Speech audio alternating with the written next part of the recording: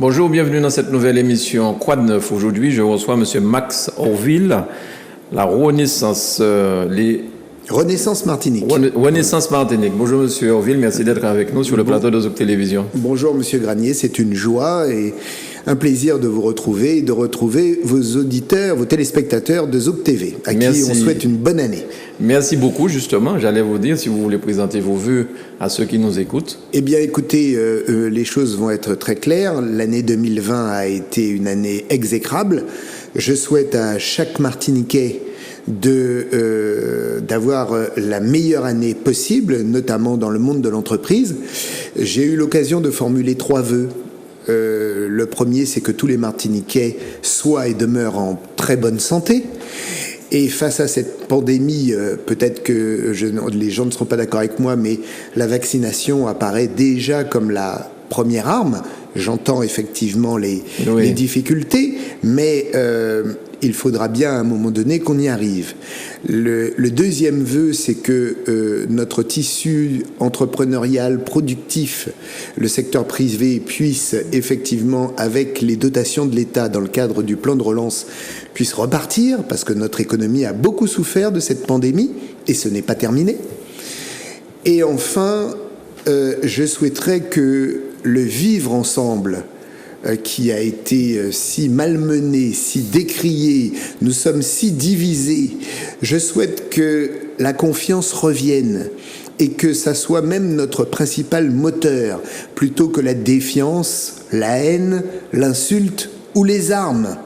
Donc il faut que le dialogue du cœur reprenne ses droits. Nous sommes tous des Martiniquais et nous devons apprendre à nous faire confiance et à vivre ensemble. Voici mes 3 vœux. Merci beaucoup, merci. Alors, vous avez travaillé avec le MODEM, avec François Bayrou. Oui. Mais je voudrais que vous puissiez nous parler de Marielle de Souarnez, qui est décédée, ancienne ministre, courte ministre, puisqu'elle a dû démissionner très rapidement. Figure incontournable du courant centriste, elle est morte à l'âge de 69 ans. Qu'est-ce que vous pouvez nous dire sur cette dame qui était vraiment une cheville ouvrière pour M. Bayrou, je crois? Oui, tout à fait. Pour nous tous, le MODEM aujourd'hui est en deuil.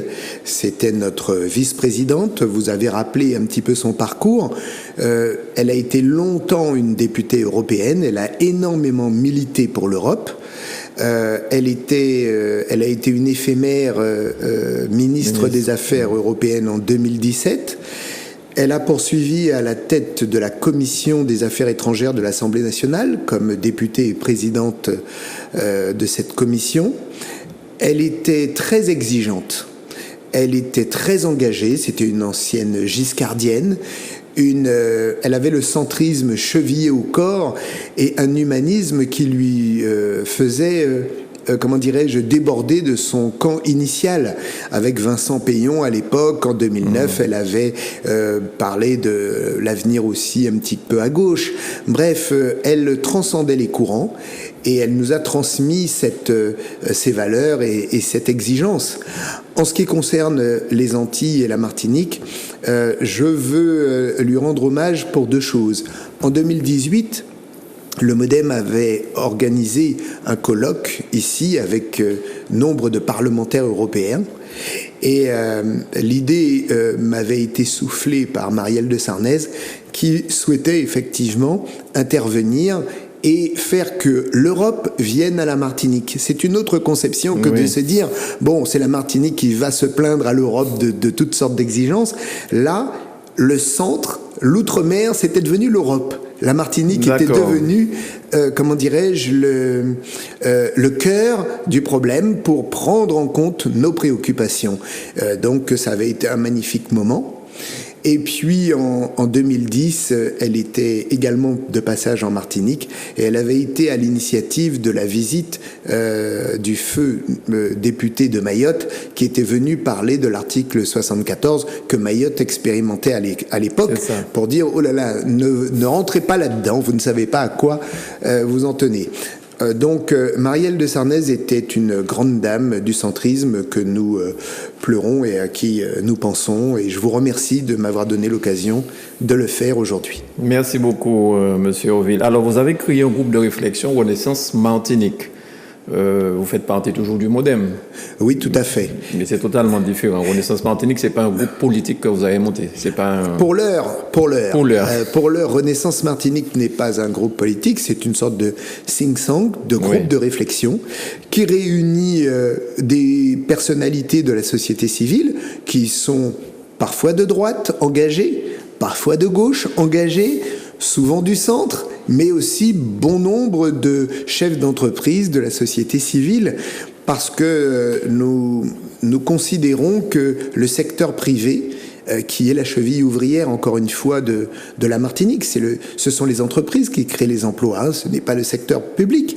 Donc il y a une nouvelle vision à apporter, un nouveau regard, et nous souhaitons mobiliser les citoyens d'où qu'ils soient, avec cet humanisme qui nous caractérise et cette idée de réconciliation. La Martinique est un pays divisé et comme le dit l'Écriture, un pays divisé est amené à disparaître. Et nous avons un slogan à Renaissance, une Martinique unie, rien ne lui résiste. Bien sûr. Alors justement, dites-moi, est-ce que la Martinique n'irait pas mieux s'il y avait un petit peu plus de chefs d'entreprise en politique ou à la tête de certaines collectivités? Parce que j'ai un petit peu l'impression que lorsque vous faites le tour, je n'ai rien contre les fonctionnaires, hein, mais il y a quand même peu de chefs d'entreprise arrivés à ce degré au niveau de la politique en Martinique. Peut-être qu'ils ont une autre façon de concevoir les choses. Comme vous dites, ce sont les entreprises qui créent les emplois. Et les politiques, des fois, actuelles, est-ce qu'ils comprennent justement ce genre de passerelle entre la politique et les embauches? Est-ce que, quelque part, votre groupe de réflexion ne deviendrait pas un parti politique avec ce genre d'idées derrière la tête? L'idée pour nous, c'est effectivement le rassemblement de toutes les bonnes volontés, et les chefs d'entreprise, comme je l'ai dit, sont des pourvoyeurs d'emplois. Ils sont donc, de notre point de vue, incontournables.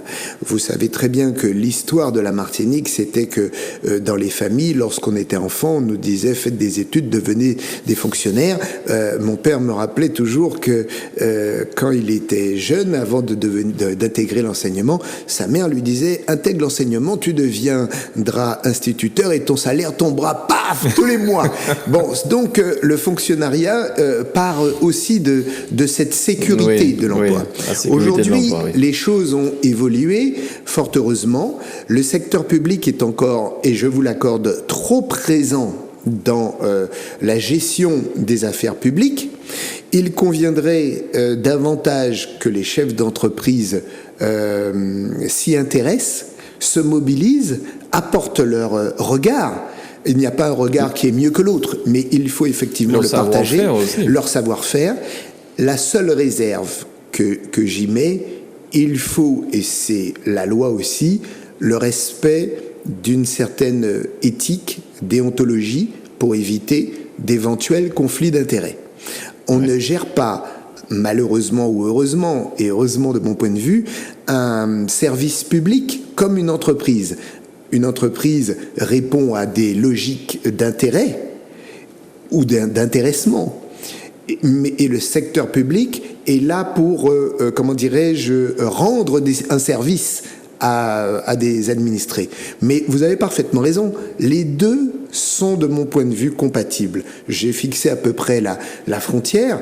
Nous avons un chef d'entreprise qui est devenu maire récemment, enfin nous en avons même deux, au moins. Donc voyons comment les choses se passent dans leur commune. Parce que vous avez parlé des vaccins, mais dernièrement, hier ou avant-hier, j'entendais sur les médias nationaux que la France va faire appel à l'eau docteur, je crois, pour cette histoire de vaccins. Parce qu'on a un petit peu l'impression que le service public de M. Véran n'a pas su peut-être faire les choses comme il fallait le faire pour pouvoir distribuer les vaccins. On s'est même demandé à un moment pourquoi n'avoir pas fait appel à l'armée, qui ont déjà une façon de distribuer, de faire les choses.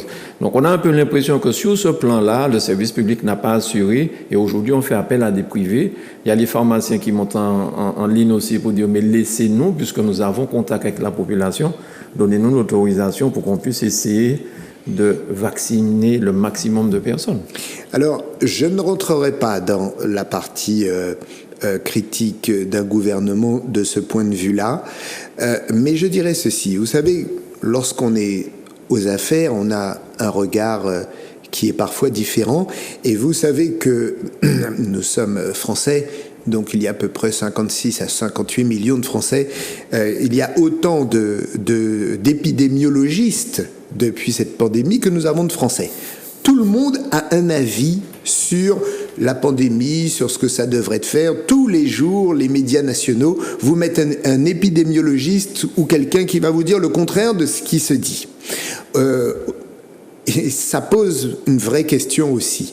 Maintenant, comme vous le savez, moi je pense qu'il faut aller vers la vaccination pour protéger notre population, pour que nous retrouvions une vie normale, que les entreprises puissent espérer, parce qu'aujourd'hui l'avenir se fait aux 24-48 heures. Personne ne sait. Alors bien évidemment, vous avez le courant qui dit on doit vacciner à tout va, et puis vous avez l'autre courant, jamais, il faut laisser notre liberté. Donc vous voyez, quand le gouvernement va trop lentement, les sondages disent les Français ne veulent pas se vacciner, vous avez une opposition, ça ne va pas assez vite. Donc on jongle tous les jours avec les contradictions des uns et des autres. Ici, j'ai entendu des fois sur vos médias des gens qui disent non, j'attends le 3e vaccin. Vous l'avez entendu comme moi. Les 2 autres sont pas bons, tout circule. Donc la question étant de se dire respectons la liberté des uns et des autres. Il n'y a pas d'obligation. Il y a simplement des recommandations. Je peux comprendre les réserves de la population, des citoyens qui se disent, enfin, un vaccin qui a été fait en 8 mois, etc. et tout. Bon, on a beau expliquer un certain nombre de choses. Ok, oui. Moi personnellement, je pense qu'il faut aller vers cette vaccination, que c'est une première étape. Maintenant, voyons un petit peu, le maire de Casse-Pilote a dit qu'il ouvrait tout de suite, il était prêt. Vous avez vu le tombeau d'injures qui lui est tombé dessus. Et pourtant, je ne suis pas forcément l'un de ses fans. Oui. Mais bon, donc là-dedans, allons à un pas mesuré. D'accord. Alors, je sais que vous faites partie de l'éducation nationale. J'ai vu dans l'information, dans un collège ou un lycée en Guyane, un jeune qui est entré avec un coutelas. Et comment vous pouvez appréhender ce genre d'information? Comment on peut penser qu'aujourd'hui, dans une école, quelqu'un peut entrer, un jeune, c'est pas quelqu'un fou de l'extérieur, hein. Écoutez, mais aujourd'hui, vous vivez, j'ai l'impression, tous les jours dangereusement, parce que un parent n'est pas content des notes de ses enfants, il vient avec son coutelas aussi. Un enfant n'est pas content, vient aussi avec son canif ou autre chose. Est-ce que vous n'arriverez pas à un certain moment de demander à la police d'être au devant de l'école, quoi? Écoutez, vous soulignez une faille et quelque chose qui me blesse en tant qu'enseignant et qui révèle notre échec à tous, à la société. Tout à l'heure, je vous parlais de réconciliation. L'éducation a sûrement sa part aussi à prendre. Un jeune qui en arrive à de telles extrémités, c'est un jeune qui ne respecte pas la vie. C'est un jeune qui n'a pas confiance en lui, qui privilégie non plus la réflexion, mais la violence gratuite, qui ne reconnaît ni rien ni personne. Et cela prouve que il y a une grande souffrance dans notre jeunesse. Jeudi dernier, lors des jeudis de la Renaissance, on en parlera, c'est le calendrier, nous recevions le lieutenant-colonel du RSMA. Le RSMA étant qui fait partie, contrairement à ce qu'on pense, non pas du ministère de la Défense, mais du ministère des Outre-mer. C'est un grand succès, le régime, le service militaire adapté. Et il accueille 600 jeunes par an, en moyenne. Il réussit à insérer les jeunes à 70%, 30% de femmes. Et il nous a donné des chiffres alarmants, mais qui nous choquent. En Martinique, chez les jeunes, 30% d'illettrés. Ouais. Ça, en tant qu'éducateur, je savais aussi, mais il faut que nous luttions, pas uniquement à l'éducation, tous ensemble. Lorsque, vous le dites si bien, quand un parent n'est pas satisfait des résultats de son enfant, eh bien, il s'en prend parfois à l'institution, à l'enseignant, etc. J'ai l'habitude de dire que quand les notes sont bonnes, mon fils est un génie. Lorsque les notes sont mauvaises, l'enseignant est un idiot. Voilà. Bon, c'est réducteur, mais c'est la raison pour laquelle je dis l'éducation doit être la clé de voûte de cette renaissance. C'est une... mais cette éducation n'est pas laissée seulement à l'école, il y a aussi les parents quand l'on parle. Mais c'est bien ce que je vous dis, ce partenariat, en fait, c'est un triumvirat. L'école, bien sûr, la famille, partenaire, et les collectivités, l'institution. C'est ça. Vous savez, on parle des jeunes, mais lorsque à la poste, parce que le postier n'a pas été assez vite, vous avez des émeutes devant les bureaux de poste à la fin de mois, etc., etc. Ce manque de civisme, on en revient citoyen. Qu'est-ce que c'est ? Et Renaissance a aussi pour objectif de faire que les citoyens ne soient plus des consommateurs gavés, mais des personnes éclairées. Et c'est la raison pour laquelle, grâce à votre émission, et je vous en remercie, et grâce au Jeudi de la Renaissance et à tout moyen qui permet de mettre les choses sur la table. La politique, c'est la chose publique.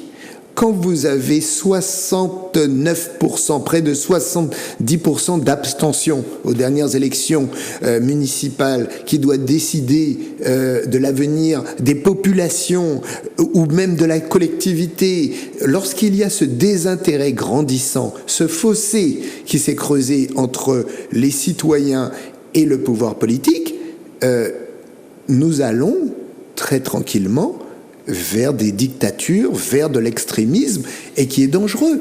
Donc, les citoyens, nous souhaitons qu'ils soient les plus éclairés possibles. Alors, justement, parce que là, nous arrivons au terme de l'émission, vous faites les jeudis de la Renaissance. Est-ce que vous pouvez nous en parler, nous dire de quoi il s'agit ? Alors, et est-ce que c'est ouvert à tout le monde ? Les jeudis de la Renaissance passent, comme son nom l'indique, tous les jeudis, de 18h à 20h à la Villa Laouché, à Californie. Tous les jeudis, nous recevons sur un thème citoyen une personnalité qui va faire une conférence pendant 45 minutes et qui sera interrogé par le public qui est présent. La semaine dernière, comme je vous disais, c'était le RSMA. Nous avons parlé du secteur privé en décembre avec Lucie Manuel, Contact Entreprise. Ce soir, nous recevons Josiane Capron de la MPI. La semaine prochaine, ça sera Gérard Darling-Carter, président de Tous Créoles, sur la question des différences, puisqu'en Martinique, nous avons des Békés, nous avons des Indiens, nous avons des mulattes, des nègres, des Chinois, des Syriens, qui forment la communauté martiniquaise. Comment de ces différences essayer de faire un projet commun, et nous recevrons le recteur fin janvier, le 28, sur la question du système éducatif. Bref, notre objectif étant que tous les citoyens martiniquais, s'ils le veulent, puissent passer une agréable soirée en s'inspirant et en essayant d'être le mieux informés possible et de ne pas laisser uniquement le soin aux réseaux sociaux et à la rumeur d'être force de loi. Alors, réconcilier la Martinique, le bien vivre ensemble, réconcilier les Martiniquais. Déjà avec eux-mêmes. Mais est-ce que vous pensez, M. Auville, que c'est chose facile ? Lorsqu'on voit ce qui se passe actuellement, nous avons des élections bientôt, la CTM. Ben voilà, vous donnez l'exemple type. La CTM, nous avons assisté et nous assistons malheureusement à un spectacle qui n'est ni digne et qui manque d'intérêt pour les Martiniquais. La question de l'eau, je sais que vous aviez invité, puisque je vous suis également, Florent Grabin qui pointait cette question de l'eau. L'année dernière, nous avons eu la double peine, pandémie plus manque d'eau. Donc moi j'ai une vieille tante de 89 ans qui est restée au Lamentin à Cajou 3 semaines sans eau, en pleine pandémie. C'est le scandale le plus absolu. Et donc, ce que je veux dire, là ce n'est pas l'affaire de l'État. C'était l'affaire de la CTM, et c'est une chose qui dure depuis plus de 11 ans. Dans quel pays du monde nous avons vu que ce problème de l'eau, pour une question ou de terrain ou de tuyaux, prend autant de temps? Alors, qu'il y ait des divergences de vues sur le coût, sur l'achat du terrain, sur ceci, soit. Là, je suis candidat pour dire que quoi qu'il en coûte, pour les Martiniquais, il faut que l'eau soit là, à disposition. S'il n'y avait pas la ressource, on l'aurait compris. Oui, mais il y a de l'eau. Seriez-vous candidat pour la prochaine élection CTM? Est-ce que vous faites une liste? Pour l'instant, c'est prématuré. Pour l'instant, laissez-moi aller à la rencontre des Martiniquais, les rencontrer, bien m'imprégner de ce qui les intéresse, et après, nous verrons. Merci beaucoup, Max Orville. Vous êtes le président de Renaissance Martinique. Merci d'être venu à Zouk Télévision. Merci à vous de m'avoir invité. Merci beaucoup. Merci à Manuela pour la réalisation de cette émission et merci chez vous de nous avoir suivis. À bientôt.